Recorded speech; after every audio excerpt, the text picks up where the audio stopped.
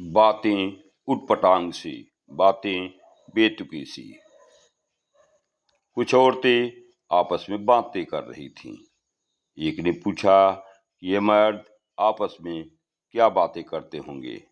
जवाब मिला, वही जो हम सब करती हैं। सारी औरतों ने एक साथ जवाब दिया, अरे ये मर्द कितने गंदे होते हैं, बेशर्म होते हैं। अपने ने किया तो अच्छा, दूसरे ने किया तो गंदा। यही दुनिया की रीत है जनाब।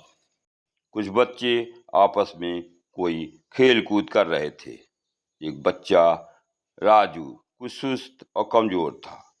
उसके अंकल ने कहा, दूध पिया करो, ताकत आएगी।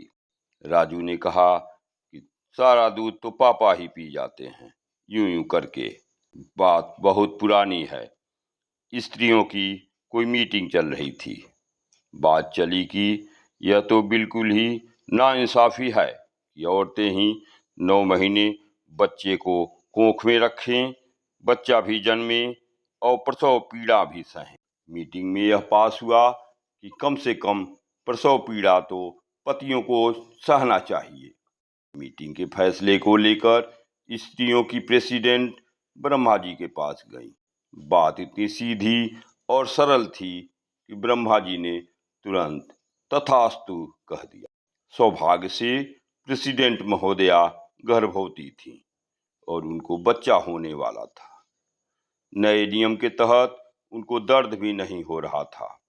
उन्होंने अपने नौकर को बुलाकर साहब यानी कि अपने पति का हाल चाल लेने ऑफिस भेजा। नौकर आकर बोला कि साहब तो ऑफिस में मजे से बैठे चाय पी रहे हैं और अखबार पढ़ रहे हैं, लेकिन आपका ड्राइवर दर्द के मारे छटपटा रहा है। छठी बरहई खत्म होते ही प्रेसिडेंट महोदया खुद ही ब्रह्मा जी के पास गईं और बोली कि सभी औरतें पहले वाला सिस्टम ही चाहती हैं, नियम ही चाहती हैं। तभी से औरतें ही 9 महीने बच्चे को कोख में रखती हैं, बच्चा भी जन्मती हैं और प्रसव पीड़ा यानी कि बच्चा पैदा होते समय का दर्द भी सहती हैं। सहती चली आ रही हैं और वो भी खुशी खुशी थे। केवल माँ ही विश्वास से कह सकती है कि ये मेरा बेटा है। पिता ऐसा विश्वास पूर्वक शायद ही नहीं कह पाए। एक बार कोई शिक्षक किसी लड़की को ट्यूशन पढ़ाते थे। पढ़ाते पढ़ाते जब भी वे उस लड़की की तरफ किस करने को आगे बढ़ते, लड़की का पालतू कुत्ता उन पर गुर्राता।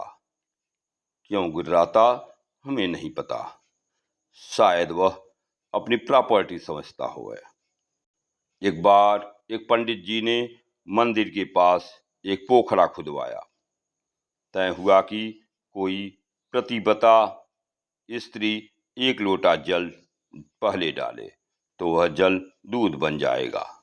सभापति जी ने अपनी पत्नी से बोला। वे बोली कि शादी से पहले कुछ गलती हुई थी। करीब करीब सभी पत्नियों ने ऐसी ही बात कही। आखिर में पंडित जी ने पंडिताइन से पूछा तो पंडिताइन का भी वही जवाब था। अंत में हार कर एक काली कलूटी बैगन लूटी किसी हरिजन की पत्नी से पूछा गया। उसने जल डाला और वह दूध हो गया। कार्य संपन्न हुआ। असक्त पुरुष से ब्रह्मचारी, कुरूप नारी प्रतिव्रता, वैसे ही थोड़े ही नहीं लिखा गया है। एक बार एक बड़े इंजीनियर साहब घूसखोरी में पकड़े गए। जांच में पाया गया कि इतनी इनकी संपत्ति वे रिश्वत से ही जमा किए हैं। कोर्ट में केस चल रहा था। ऐसा लगता था कि इंजीनियर साहब को जेल जाना तय है। वकील को भी कोई जवाब नहीं सूझ रहा था। पति को बहुत चिंतित देखकर उनकी पत्नी ने कारण पूछा तो पति ने कहा कि मैंने इतना धन कहाँ से कमाया, कैसे कमाया, इसका कोई उत्तर न सूझ रहा है। अगली पेशी पर पत्नी खुद कटघरे में खड़ी थी। पत्नी ने जज से पूछा कि मैं कैसी लग रही हूँ। जज ने कहा, आप भला की खूबसूरत हैं, बेहद ही खूबसूरत हैं। इंजीनियर की पत्नी का जवाब था, ये सब धन इसी खूबसूरती की कमाई है। इंजीनियर साहब रिहा हो गए। धीरज धर्म मित्र अरुनारी, आपदकाल परखियो चारी। एक बार तलाक का कोई केस चल रहा था। तलाक तो तय था। बच्चे 3 थे। जज साहब को बांटने में समस्या आ रही थी। उन्होंने पतिदेव से पूछा कि आपकी शादी के कितने दिन हुए। पति ने जवाब दिया, 3 साल। जज ने उनसे कहा कि आप एक और साल इंतजार कर लेते, एक बच्चा और आ जाता, मुझे बांटने में जो समस्या आ रही है खत्म हो जाती। पतिदेव ने जवाब दिया, जज साहब, कहीं गलती से जुड़वा बच्चा हुए तो। कोर्ट रूम में ही उनकी पत्नी भी बैठी थी। रहा नहीं गया, उसने बोला, लो अब इनकी सुनो, ये जुड़वा बच्चे पैदा करेंगे। इनके ही भरोसे रहती तो ये भी 3 नहीं रहते। सारा कोर्ट सन्न। आज बस इतना ही। राधे राधे। सब्सक्राइब भी करते रहिए जनाब।